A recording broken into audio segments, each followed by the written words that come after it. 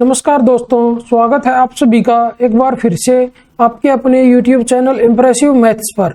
आशा करता हूं कि आप सब अच्छे होंगे। आज की इस वीडियो में हम SSC CGL 2022 टायर 1 के 5 दिसंबर शिफ्ट 4 में आए हुए मैथ्स के क्वेश्चंस को सॉल्व करेंगे। तो चलिए स्टार्ट करते हैं अपने क्वेश्चन नंबर 1 से। क्वेश्चन नंबर 1 में हमें दिया हुआ है कि ट्राइंगल ABC और ट्राइंगल DEF सिमिलर हैं और BC is equal to 4 centimetre और EF is equal to 5 centimetre और त्रिभुज ABC का क्षेत्रफल 80 सेंटीमीटर स्क्वायर है। तो त्रिभुज DEF का क्षेत्रफल हमसे पूछा है।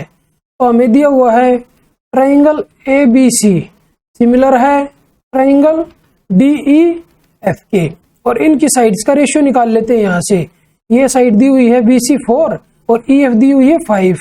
तो इनकी साइड का रेशियो हो जाएगा 4:5 और इनके एरिया का अगर रेशियो निकालें तो वो हो जाएगा 16 और रेशियो 25। मतलब सिंपली इसका स्क्वायर कर देंगे। तो अभी हमें दिया हुआ है ट्राइंगल ABC का क्षेत्रफल 80 सेंटीमीटर स्क्वायर, मतलब 16 की जो वैल्यू है वो 80 के इक्वल है। तो ये इसका कितने गुना है?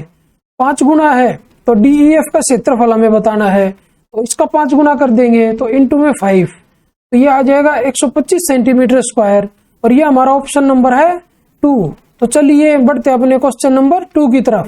क्वेश्चन नंबर 2 में हमें दिया हुआ है कि दो संख्याएं 5:7 के अनुपात में है। यदि प्रत्येक संख्या में 6 जोड़ दिया जाए तो अनुपात 3:4 हो जाता है। संख्याएं हमें बतानी है। जो भी हमारा आंसर होगा उन संख्याओं का अनुपात होगा 5:7। अभी अगर हम अपने ऑप्शन देखें तो ऑप्शन नंबर 1 में जो संख्याएं दी हुई हैं उनका रेशियो 5:7 नहीं आएगा, मतलब ये हमारा आंसर नहीं होगा। ऐसे ही अगर ऑप्शन नंबर 2 को देखें तो ये कितने से कट होगा? 6 से कट होगा। 6×5 30 और 6×7 42। तो इनका अनुपात आ जाएगा 5:7, मतलब ये हमारा आंसर हो सकता है। अभी ऑप्शन नंबर 3 को देखें तो इनका अनुपात भी 5:7 नहीं आएगा, तो ये भी हमारा आंसर नहीं होगा। ऐसे ही अगर ऑप्शन नंबर 4 को देखें तो 5×5 25 और 5×8 40, तो इनका अनुपात आएगा 5:8, लेकिन चाहिए कितना? 5:7।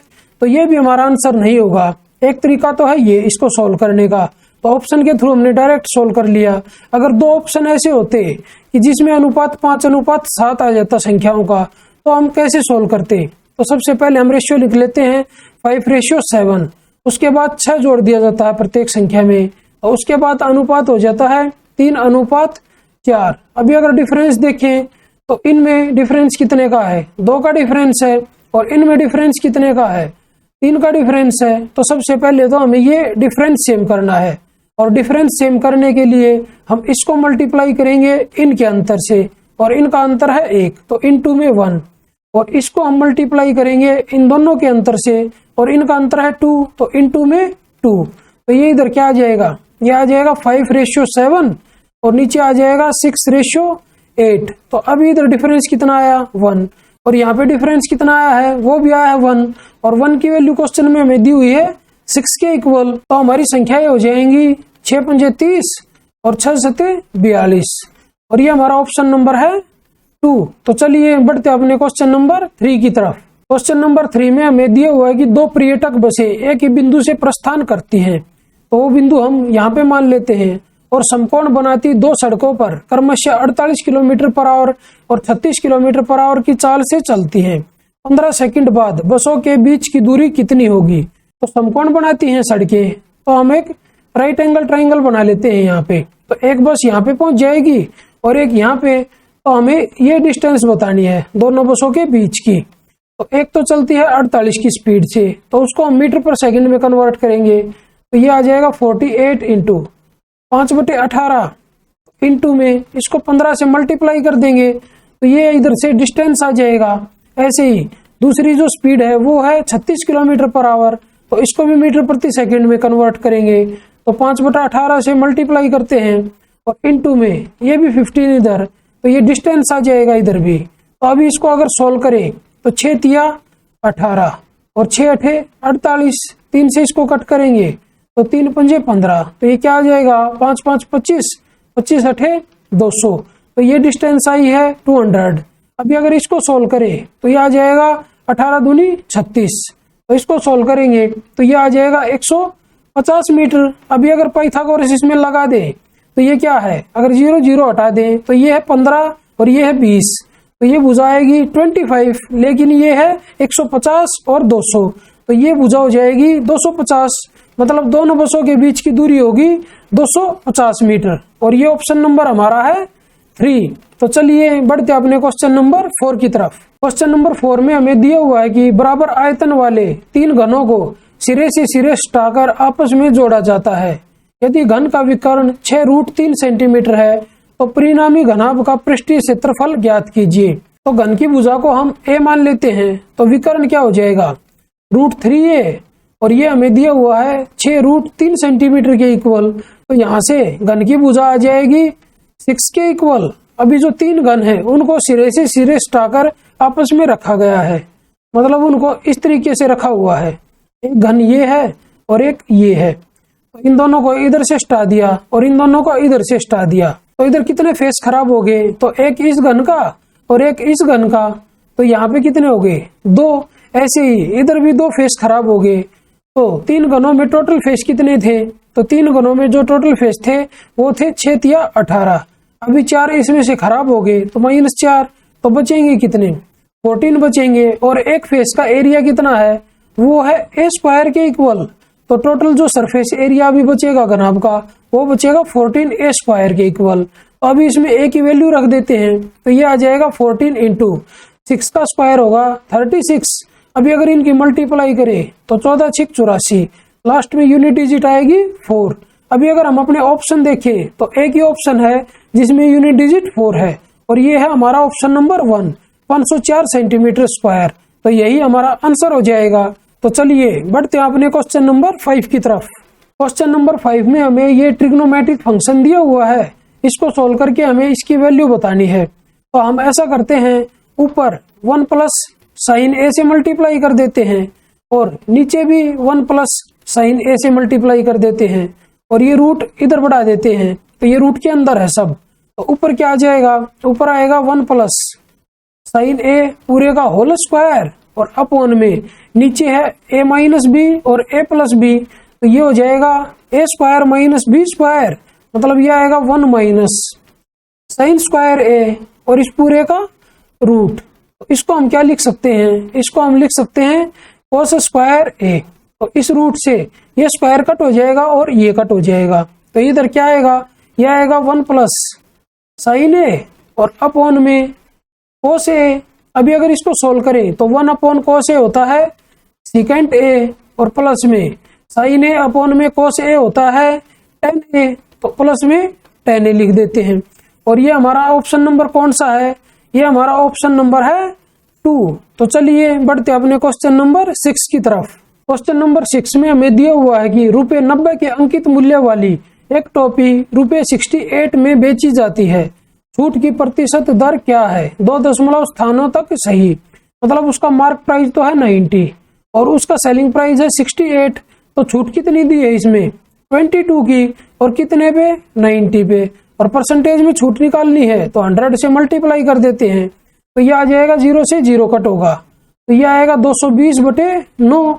इसको अगर सोल्व करेंगे तो ये आएगा 9 दूनी 18, 4 बचेगा 40, 9 चौक 36, फिर इधर पॉइंट 9 चौक 36 और 9 चौक 36, तो ये आ जाएगा 24.44%, और ये हमारा ऑप्शन नंबर है 1। तो चलिए बढ़ते अपने क्वेश्चन नंबर 7 की तरफ। क्वेश्चन नंबर 7 में हमें दिया हुआ है कि 8 cot थीटा = 6 है, तो हमें इसकी वैल्यू बतानी है।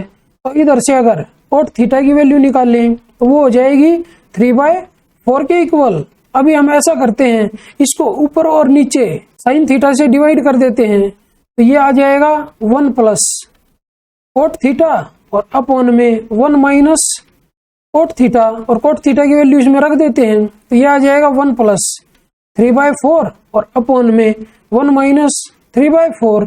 इसको सोल्व करके ये आएगा 7/4 और अपॉन में 1/4, 4 से 4 कट होगा, तो इसकी वैल्यू आ जाएगी 7 के इक्वल, और ये हमारा ऑप्शन नंबर है 1। तो चलिए बढ़ते अपने क्वेश्चन नंबर 8 की तरफ। क्वेश्चन नंबर 8 में हमें दिया हुआ है कि एक 9 अंकों की संख्या है, और वो संख्या है ये 72 से विभाज्य है, तो हमें p² + q² + 12 और इसका रूट, इसकी वैल्यू हमें निकालनी है। और कोई भी संख्या 72 से कब डिवाइड होगी, जब वो 8 से भी डिवाइड होगी और वो 9 से भी डिवाइड होगी। और 8 से कोई भी संख्या कब डिवाइड होगी, जब उसके लास्ट के 3 डिजिट 8 से डिवाइड होंगे। तो 7, 8 और Q, इसको अगर 8 से डिवाइड करेंगे तो यह आ जाएगा 8 9 72, 6 बचेगा। तो मतलब Q की जगह 4 होना चाहिए, तब आएगा 64 और 8 8 64। तो ये पूरा कट हो जाएगा, तो ये संख्या 8 से डिवाइड हो जाएगी। तो Q की वैल्यू तो हमें पता चल गई कि 4 है। अभी हमें 9 से चेक करना है। 9 से चेक करने के लिए हम क्या करेंगे, इस संख्या के सभी अंकों को ऐड करेंगे और उनको 9 से डिवाइड करेंगे। अभी अगर संख्या के अंकों का योग 9 से डिवाइड हो जाएगा तो संख्या 9 से डिवाइड हो जाएगी।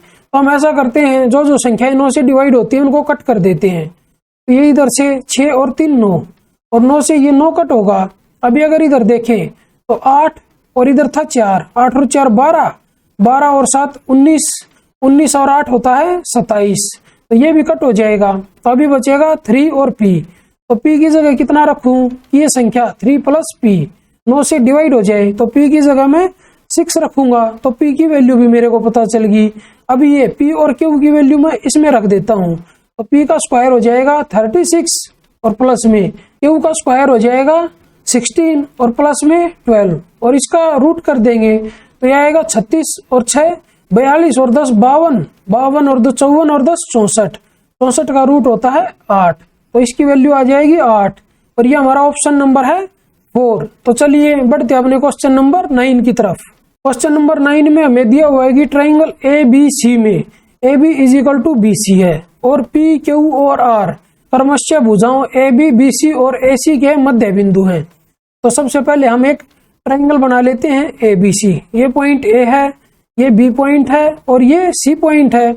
अभी हमें दिया हुआ है जो AB है वो BC के इक्वल है, और P, Q और R क्रमशः AB, BC और AC के मध्य बिंदु हैं। तो AB का मध्य बिंदु तो है P, और BC का मध्य बिंदु है Q, और AC का मध्य बिंदु है R। अभी हमें दिया हुआ है यदि PR = 5 सेंटीमीटर, तो इसको इसके साथ मिला देते हैं तो ये भुजा है 5 सेंटीमीटर। तो QR की लंबाई ज्ञात कीजिए। तो इधर से इसको मिला देते हैं तो ये लेंथ हमें बतानी है। अभी अगर ट्राइंगल ABC में देखें, PAB का मध्य बिंदु है और RAC का मध्य बिंदु है। जब दो मध्य बिंदुओं को आपस में मिलाएंगे तो वो जो भुजा बनेगी वो तीसरी साइड से आधी होगी और उसके पैरेलल होगी। तो यहाँ से हम लिख सकते हैं कि जो PR है वो पैरेलल है BC के, और जो PR है वो इक्वल है हाफ ऑफ BC के। तो अभी इधर से BC की वैल्यू आ जाएगी 10 के इक्वल, और क्वेश्चन में हमें दिया हुआ है AB BC के इक्वल है, तो AB की लेंथ भी आ जाएगी 10 के इक्वल। ऐसे ही RAC का मध्य बिंदु है और QBC का मध्य बिंदु है, मतलब जो ये QR भुजा है ये AB की हाफ हो जाएगी और AB है 10, तो 10 का हाफ हो जाएगा 5। तो QR की लेंथ आ जाएगी 5 सेंटीमीटर के इक्वल, और वही हमें बतानी थी, और ये ऑप्शन नंबर हमारा हो जाएगा 1। तो चलिए बढ़ते अपने क्वेश्चन नंबर 10 की तरफ। क्वेश्चन नंबर 10 में हमें दिया हुआ है पहले वर्ष के दौरान एक कस्बे की जनसंख्या में 12% की वृद्धि हुई। अगले वर्ष किसी संक्रामक रोग के कारण इसमें 8% की कमी आई। दूसरे वर्ष के अंत में जनसंख्या 64,400 थी। पहले वर्ष की शुरुआत में कस्बे की जनसंख्या कितनी थी? तो कस्बे की जनसंख्या को हम x मान लेते हैं। तो पहले वर्ष में 12% की वृद्धि होगी तो इनटू में यह आ जाएगा 112/100, और दूसरे वर्ष में 8% की कमी हुई है तो ये इनटू में आ जाएगा 92/100। इसके बाद जनसंख्या हो जाएगी 64,400। अभी हमें x की वैल्यू निकालनी है इधर से, तो x की वैल्यू आ जाएगी 64,400 और इनटू में 100/112 और इनटू में यह आ जाएगा 100/92। अभी इसको कट कर लेते हैं। तो सबसे पहले इसको 8 से कट करेंगे तो इधर आएगा 14, तो ये इधर आ जाएगा 8 8 64, 0 8 5 40 और 0। अभी इसको 7 से कट कर देते हैं तो 7 दूनी 14, तो यह आएगा 7 एकम 7, 7 एकम 7, 7 5 35 और 0। अभी इसको 23 से कट कर देते हैं तो 23 चौका 92 और 23 पंजे 115, तो ये इधर आएगा 50।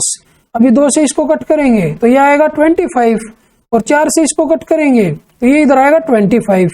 अभी अगर इनकी मल्टीप्लाई करें 25 25 और 100 की, तो ये आएगा 625 और इसके बाद 2 जीरो, मतलब उसकी जनसंख्या थी 62,500 और ये हमारा ऑप्शन नंबर है 1।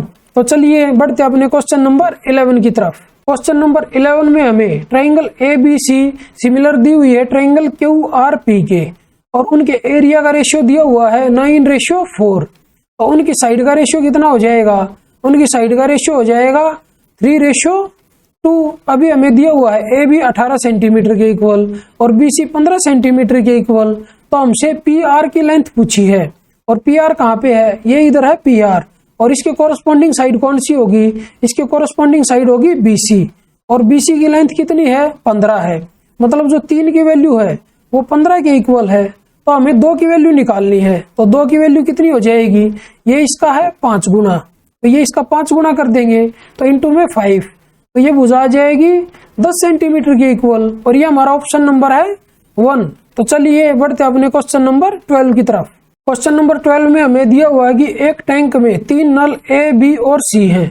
ये टैंक को क्रमशः 10 घंटे, 20 घंटे और 25 घंटे में भर सकते हैं। सबसे पहले तीनों नल एक साथ खोले जाते हैं। 2 घंटे के बाद नल C बंद हो जाता है और A और B चलते रहते हैं। प्रारंभ से 4 घंटे बाद नल B भी बंद हो जाता है। शेष टंकी को अकेले नल A से भरा जाता है। नल A स्वयं के द्वारा किए गए कार्य का प्रतिशत ज्ञात कीजिए। तो इधर हम लिख लेते हैं A, B और C। तो A भरता है 10 घंटे में, B भरता है 20 घंटे में और C भरता है 25 घंटे में। तो टैंक की कैपेसिटी हम मान लेते हैं तीनों का एलसीएम, तो वो एलसीएम आ जाएगा 100। तो A की एफिशिएंसी यहाँ से आ जाएगी 10 और B की एफिशिएंसी आ जाएगी 5 और C की एफिशिएंसी आ जाएगी 4। अभी हमें बताया हुआ है 2 घंटे के बाद नल C बंद हो जाता है। तो 2 घंटे में C कितना काम करेगा, मतलब कितना जल भरेगा उस टैंक में? तो 4 दूनी 8 लीटर। तो इधर 8 लिख लेते हैं और उसके बाद हमें बताया हुआ है कि जो नल B है उसको भी प्रारंभ से 4 घंटे बाद बंद कर दिया जाता है। तो B जो नल है वो 4 घंटे में कितना पानी भरेगा? तो वो हो जाएगा 5 चौक 20। तो ये C ने भर दिया और ये B ने भर दिया, तो टोटल भर दिया 28 B और C ने मिलके। तो A ने कितना भरा होगा? A ने भरा होगा 100 माइनस 28 मतलब 72 और हमें परसेंटेज में बताना है कि A ने जो पानी भरा है वो पूरी टंकी का कितने % भरा है उसने।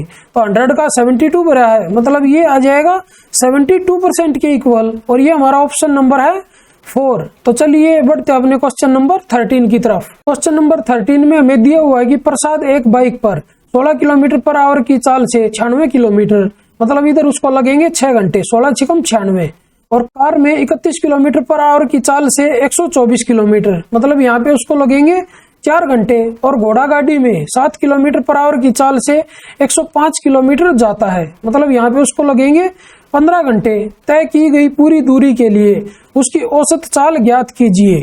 तो एवरेज स्पीड होती है टोटल डिस्टेंस और अपॉन में टोटल टाइम। तो टोटल डिस्टेंस कितनी हो जाएगी यहाँ से? तो टोटल डिस्टेंस हो जाएगी 96 और प्लस में 400 और प्लस में 120, तो ये हो जाएगा 220 और 5 225 और 100 325। तो टोटल डिस्टेंस तो हो जाएगी 325 और अपॉन में टोटल टाइम हो जाएगा 6 और 4 10 और 15 25। अभी अगर इसको डिवाइड करें तो 25 एकम 25 और 25 तिया 75, तो ये आ जाएगा 13 किलोमीटर पर आवर और ये हमारा ऑप्शन नंबर है 1।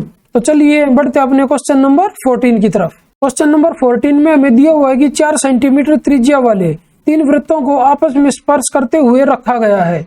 इन 3 वृत्तों के चारों ओर एक धागा कसकर बांधा गया है।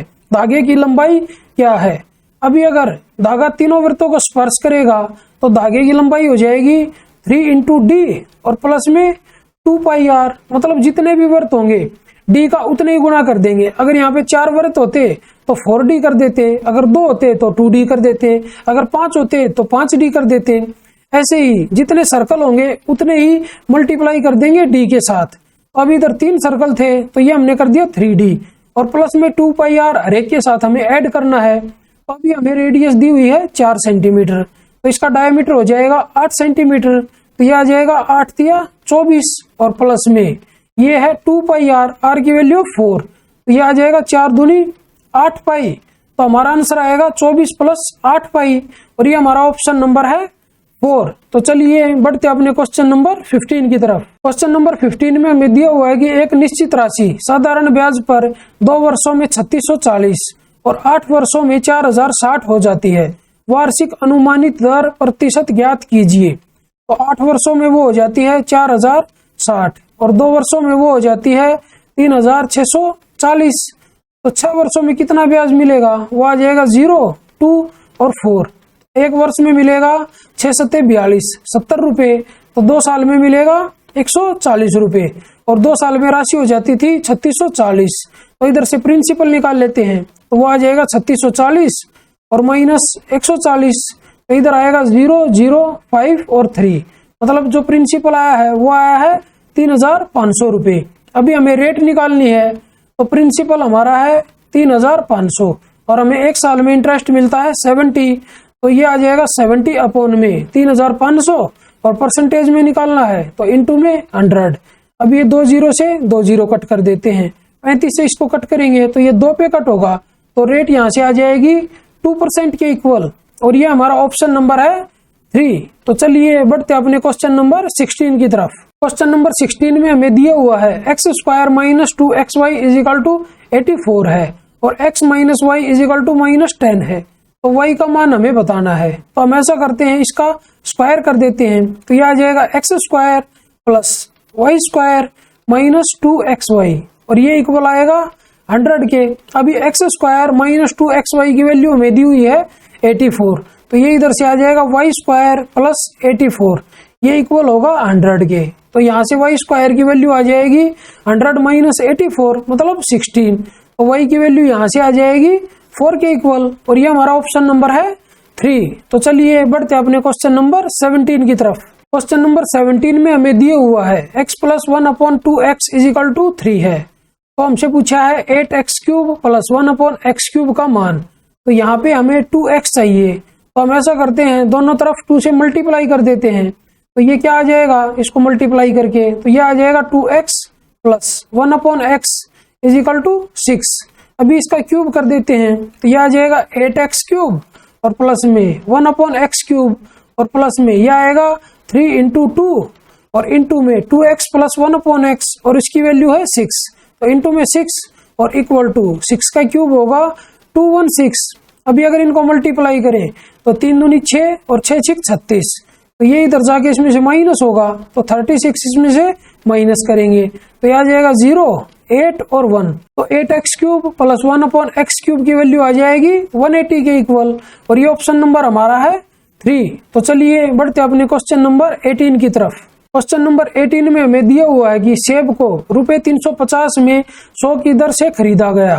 तो यहाँ से कॉस्ट प्राइस कितना आ जाएगा? तो कॉस्ट प्राइस आ जाएगा 350 बटे में 100, तो कॉस्ट प्राइस होगा 3.5, और रुपए 48 प्रति दर्जन के हिसाब से बेचा गया। लाभ या हानि प्रतिशत क्या है?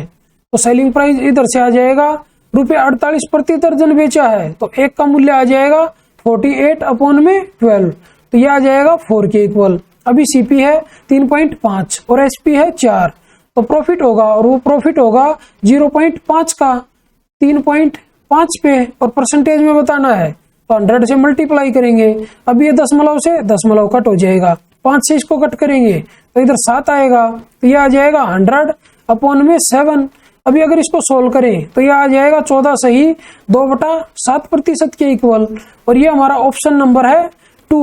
तो चलिए बढ़ते अपने क्वेश्चन नंबर 19 की तरफ। क्वेश्चन नंबर 19 में हमें दिया हुआ है कि दिए गए ग्राफ का अध्ययन करें और निम्नलिखित प्रश्न का उत्तर दें। तो प्रश्न में हमसे पूछा है वर्ष 2017 में ए राज्य में भर्ती किए गए प्रवक्ताओं की संख्या वर्ष 2019 में बी राज्य में भर्ती किए गए प्रवक्ताओं की संख्या का कितना प्रतिशत थी? 2 दशमलव स्थान तक सही। तो हमें 3 राज्य दिए हुए हैं ए, बी और सी। तो ए का हमें देखना है 2017 में, तो यहाँ पे है 10। अभी हमें बी का देखना है 2019 में, तो यहाँ पे है 22। अभी हमें बताना है कि जो ये 10 है ये 22 का कितने % है? तो इनटू में 100 कर देते हैं परसेंटेज निकालने के लिए। तो 2 से इसको अगर कट करें तो इधर 5 आएगा और इधर आएगा 11, तो ये आ जाएगा 500 और अपॉन में 11। अभी अगर इसको सोल्व करें तो ये आएगा 11 चौक 44, 6 बचेगा, 11 पंजे 55, पॉइंट 5 बचेगा, फिर 11 चौक 44 और फिर 11 पंजे 55, तो ये आएगा 45.45%। और ये हमारा ऑप्शन नंबर है 1। तो चलिए बढ़ते अपने क्वेश्चन नंबर 20 की तरफ। क्वेश्चन नंबर 20 में हमें दिया हुआ है x square plus Y square plus Z square equal to है X Y plus Y Z plus Z X के। और ये कंडीशन कब होती है? ये कंडीशन होती है जब x बराबर y बराबर z हो और हमें दिया हुआ है x इज इक्वल टू 1। तो ये तीनों वैल्यू 1 के इक्वल हो जाएंगी। तो हमसे इसकी वैल्यू पूछी है, तो इसमें x, y और z की वैल्यू 1 पुट कर देते हैं। तो ये इधर से क्या आ जाएगा सॉल्व करके? ये आएगा 10, 5 15 और 7 22 और बटे में 13 और 6 19, 19 और 3 22, तो 22 से 22 कट होगा, तो इसकी वैल्यू आ जाएगी 1 के इक्वल। और ये हमारा ऑप्शन नंबर है 4। तो चलिए बढ़ते अपने क्वेश्चन नंबर 21 की तरफ। क्वेश्चन नंबर 21 में हमें दिया हुआ है 5 अलग अलग कंपनियां A, B, C, D और E रोबोटिक खिलौने बनाती हैं। इन 5 कंपनियों द्वारा उत्पादित रोबोटिक खिलौनों की कुल संख्या 8 लाख है। प्रत्येक रोबोटिक खिलौने के उत्पादन की लागत ₹5000 है। कुल उत्पादन का वितरण निम्नलिखित पाई चार्ट में दर्शाया गया है।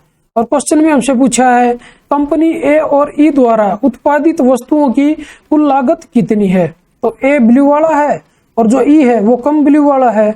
तो ए है 90 और ई है 36, इन दोनों को ऐड करेंगे तो ये होगा 126। अभी हमें दिया हुआ है कुल खिलौने 8 लाख के इक्वल, मतलब जो 360 डिग्री की वैल्यू है वो है 8 लाख के इक्वल। तो यहाँ से 1 डिग्री की वैल्यू कितनी आ जाएगी? 1 डिग्री की वैल्यू आ जाएगी 8 लाख, इधर लिख लेते हैं, और अपॉन में 360। अभी हमें 126 डिग्री की वैल्यू निकालनी है, तो 126 की मल्टीप्लाई कर देते हैं यहाँ पे। अब इसको अगर सोल्व करें तो 0 से 0 कट होगी, 9 से इसको कट करेंगे तो 9 चौक 36, 9 एकम 9, 9 चौक 36, 4 से इसको कट करेंगे तो ये आ जाएगा 4 दूनी 8, 1 2 3 और 4 0, तो ये इधर से आ जाएगा 14 दूनी 28 और 1 2 3 और 4 0। अभी ये इतने खिलौने आए हैं और एक खिलौने की जो लागत है वो है 5000। तो इसको अगर 5000 से मल्टीप्लाई करेंगे तो ये आएगा 28 पंजे 140 और इसके बाद आएंगी 4 और 3 7 0, मतलब ये आ जाएगा करोड़। तो ये इधर से हमारा आंसर आ जाएगा 140 करोड़ और ये हमारा ऑप्शन नंबर है 3। तो चलिए बढ़ते अपने क्वेश्चन नंबर 22 की तरफ। क्वेश्चन नंबर 22 में हमें दिया हुआ है tan A is equal to 5/12 है। तो cos A का मान क्या है? तो एक राइट एंगल ट्राइंगल ड्रॉ कर लेते हैं, यहाँ पे एंगल ले लेते हैं A। तो इसमें tan A अगर लिखें तो ये भुजा 5 होगी और ये 12 होगी, और पाइथागोरस से ये भुजा हो जाएगी 13 के इक्वल। तो इसमें अगर cos A लिखना हो हमें तो cos A की वैल्यू यहाँ से आ जाएगी 12/13 के इक्वल, और ये हमारा ऑप्शन नंबर है 3। तो चलिए बढ़ते अपने क्वेश्चन नंबर 23 की तरफ। क्वेश्चन नंबर 23 में हमें दिया हुआ है नीचे दी गई तालिका 5 विभिन्न दिनों में 2 व्यक्तियों की कमाई को दर्शाती है। और क्वेश्चन में हमसे पूछा है पी की कुल कमाई का क्यू की कुल कमाई से अनुपात क्या है। तो हमें इनकी कमाई को ऐड करना पड़ेगा, तो यहाँ पे ऐड करके पी की कमाई लिखेंगे, यहाँ पे ऐड करके क्यू की कमाई लिखेंगे और फिर उनका अनुपात निकाल देंगे। अभी पी की कमाई ऐड करें तो यह आ जाएगा 5 और 5 10, 10 और 6 16 और 5 21, 1 2 असील, 3 2 5 और 1 6 और 6 12, 12 और 9 21। तो इधर 1 आएगा, 2 असील, 3 और 2 5, तो यह है 511 और अनुपात। अभी क्यू की कमाई को ऐड करते हैं तो 8 और 6 14, 14 और 2 16, तो 6 आएगा, 1 असील, 6 और 1 7 और 2 9 और 1 10 और 5 15 का 5, 1 असील, 4 और 1 5। तो ये आया है 511 अनुपात 556। और हम अपने ऑप्शन देखें तो ये हमारा ऑप्शन नंबर है 2। तो चलिए बढ़ते अपने क्वेश्चन नंबर 24 की तरफ। क्वेश्चन नंबर 24 में हमें दिया हुआ है कि 2 संख्याओं का एलसीएम 4104 है और एचसीएफ 9 है। यदि संख्याओं में से एक संख्या 171 है तो दूसरी संख्या ज्ञात कीजिए। तो हमें पता है कि जो पहली संख्या और गुणा में दूसरी संख्या होती है वो होती है एलसीएम और इनटू में एचसीएफ के बराबर। तो इधर से हमें पहली संख्या पता है, एलसीएम पता है और एचसीएफ पता है, तो ये वैल्यू इसमें रख देते हैं। तो इधर आएगा 171 और इनटू में दूसरी संख्या और ये इक्वल होगा एलसीएम 4104 और इनटू में 9 इसके इक्वल होगा। अभी हमें दूसरी संख्या निकालनी है। एक तरीका तो ये है, इनको काट पीट के सोल्व करो और दूसरी संख्या निकाल दो, या फिर यूनिट डिजिट का कॉन्सेप्ट यूज कर लेते हैं। अगर इन दोनों की मल्टीप्लाई करूंगा मैं तो लास्ट में यूनिट डिजिट आएगी 9 चौक 36 6। तो यहाँ पे दूसरी संख्या ऐसी आनी चाहिए कि 171 और दूसरी संख्या की मल्टीप्लाई में यूनिट डिजिट 6 आए।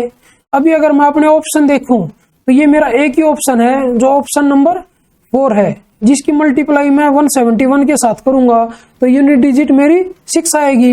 मतलब जो ये ऑप्शन नंबर 4 है यही हमारा राइट आंसर हो जाएगा। तो चलिए बढ़ते अपने क्वेश्चन नंबर 25 की तरफ। क्वेश्चन नंबर 25 में हमें दिया हुआ है कि निम्नलिखित चार्ट कंपनी के वार्षिक प्रदर्शन में कर्मचारियों के स्कोर को दर्शाता है। और क्वेश्चन में हमसे पूछा है सभी कर्मचारियों के कुल स्कोर में से कार्तिक के स्कोर का प्रतिशत कितना है। तो कार्तिक का स्कोर कौन सा है? कार्तिक का स्कोर है ये 80। और सभी का अगर ऐड करें तो इन दोनों को ऐड करेंगे तो ये आएगा 160 और इन दोनों को ऐड करेंगे तो ये आएगा 160। तो ये हो जाएगा 320 और इसमें ऐड करेंगे 80 तो ये हो जाएगा 400 और कार्तिक का है 80। तो परसेंटेज निकाल देते हैं तो 80 अपॉन में 400 और इनटू में 100। अभी 80 से इसको कट करेंगे तो ये 5 पे कट होगा, 5 से इसको कट करेंगे तो ये आ जाएगा 20% और ये हमारा ऑप्शन नंबर है 2। तो चलिए आज की इस वीडियो को यहीं पे समाप्त करते हैं और जल्दी ही मिलते हैं एक नई वीडियो में एक नए पेपर के साथ। तब तक के लिए बाय बाय, टेक केयर। अगर आप लोगों को ये वीडियो पसंद आई हो तो इस वीडियो को लाइक कीजिए, अपने दोस्तों के साथ शेयर कीजिए और अगर आप मेरे चैनल पर नए हैं तो मेरे चैनल को सब्सक्राइब जरूर कीजिए। और अगर आप लोगों को इस क्वेश्चन पेपर की PDF बाइलिंगुअल में चाहिए तो मेरे टेलीग्राम चैनल इंप्रेसिव मैथ्स को ज्वाइन करना ना भूलें। धन्यवाद।